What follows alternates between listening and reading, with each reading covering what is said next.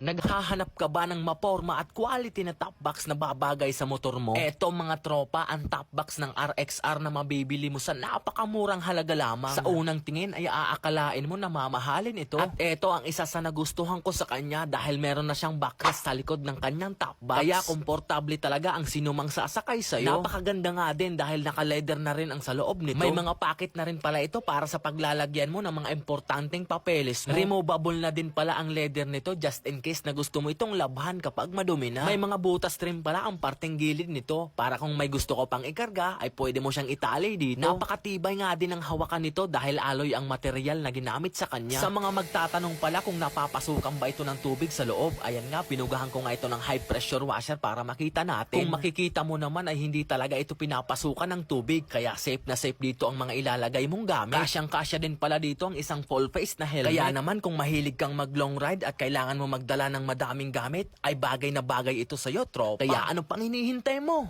Check out mo na! Nasa yellow basket natin yan.